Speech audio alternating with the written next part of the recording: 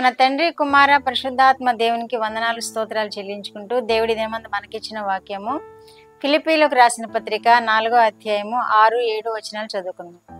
దేనిని గూర్చి చింతపడకుడి గాని ప్రతి విషయంలోనూ ప్రార్థన విజ్ఞాపనముల చేత కృతజ్ఞతాపూర్వకముగా మీ విన్నపములు దేవునికి తెలియచేయడి.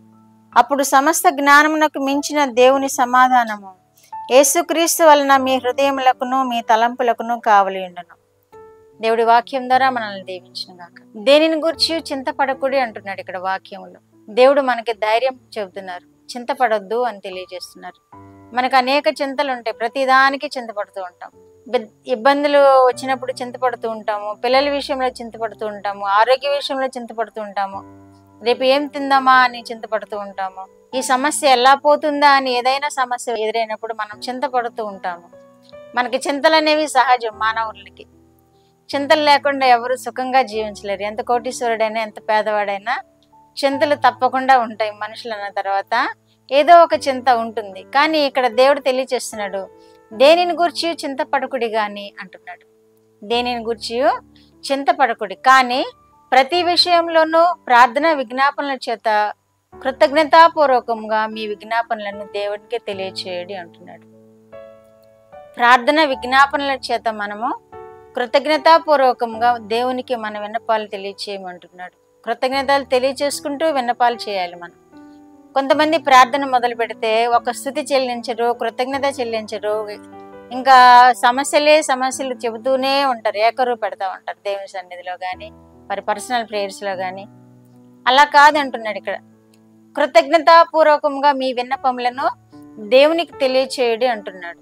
మనకు చింతలు వస్తూ ఉంటాయి, కానీ ఆ చింతల్లో నుండి మనల్ని విడిపించగల మన తండ్రి అయిన దేవుడు మనకి చాలిన దేవుడుగా ఉన్నాడు. అటువంటి చింతలు మనము భరించిన అవసరం లేదు అని ఈ వాక్యం మనకు తెలియజేస్తుంది. దేనిని గురించి చింతపడకుడి గాని అంటున్నాడు. ప్రతి విషయంలోనూ ప్రార్థన విజ్ఞాపనల చేత, ప్రతి విషయంలో మనం ప్రార్థన చేయాలి, ప్రతి విషయం గురించి విజ్ఞాపన చేయాలి. ఏ సమస్య వచ్చినా, ఆరోగ్యం లేకపోయినా, లేకపోతే పిల్లల విషయాల్లో రేపు స్కూల్స్ చేర్చాలి, వాళ్ళకి ఫీజులు తక్కువైనా, లేకపోతే పిల్లల విషయాల్లో ఎవరికైనా బలహీనలుగా ఉన్నా, ఏ అనారోగ్యం వచ్చినా చింతపడకూడదు. మనం దేవుని మీద ఆధారపడమని ఈ వాక్యం మనకు తెలియజేస్తుంది. ప్రతి విషయంలోనూ ప్రార్థన విజ్ఞాపనల చేత కృతజ్ఞతాపూర్వకముగా మీ విన్నపములు తెలియచేయడి అంటున్నారు. ఎవరికి తెలియజేయాలి? మనము పొరుగింటి వారికి తెలియజేస్తే మనల్ని బాగా హేళన చేస్తారు. మన ఇంట్లో వాళ్ళకి తెలియచేసినా మనల్ని ఒక్కొక్కసారి ఓర్చుకోలేరు. అలాగే మన బంధువులకు తెలియచేసినా వారు ఏదో ఒక నిమిషం స్పందిస్తారు, ఇంకంతే. కానీ ఎవరికి తెలియచేయాలంటున్నారు ఇక్కడ?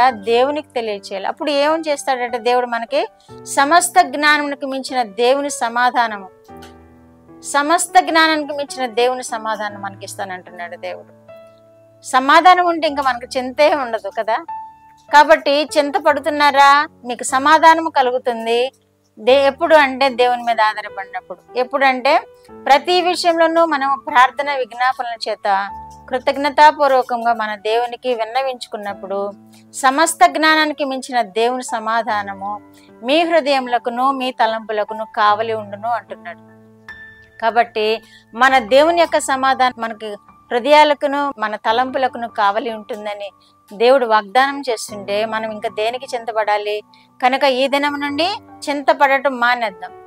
ఏ విషయంలోనైనా చింత అనేది మానవునికి సహజం. కాబట్టి ఏ విషయంలోనైనా ఒకవేళ చింత ఎదురైందా దేవుని మీద ఆధారపడదాము, దేవుని ప్రార్థన చేద్దాము, కృతజ్ఞతాపూర్వకంగా మన విన్నపములు ఆయనకి తెలియచేద్దాము. దేవుని యొక్క కృపా సమాధానము మనం పొందుకుందాం. ప్రార్థన. మా దేవా, మా ప్రియ పరలోక ప్రభువా, మీ పరిశుద్ధ పాదములకు వందనాలు, స్తోత్రాలు. మా రక్షకుడు యేసయ్య స్తోత్రములు, పరిశుద్ధాత్మ దేవా స్తోత్రములు. ఇచ్చిన వాక్యము కొరకు స్తోత్రములు ప్రభువా. వినిన బిడ్డలందరూ ప్రభువా కృతజ్ఞతాపూర్వకముగా వారి విన్నపములు మీకు తెలియచేసుకొని దేవ మీ నుండి సమాధానమును ప్రభువా, మంచి ఆలోచనను తలంపును కలిగి ఉండి ప్రభువా క్షేమకరమైన స్థితి జీవించడానికి కృప చూపండి. కుటుంబాల్లో నెమ్మదిని సమాధానం దయచేయండి. అవన బిడ్డలను మీరు ఆశీర్వదించండి. ఉద్యోగముల కొరకు ఎదురు చూస్తున్న బిడ్డలకు ఉద్యోగములను అనుగ్రహించండి. మీరే మహిమ పొందమని యేసుక్రీస్తు వారి పేరటి మనలో మీ పాదములతో వేడుకుంటున్నాను పరమ తండ్రి. ఆమేన్.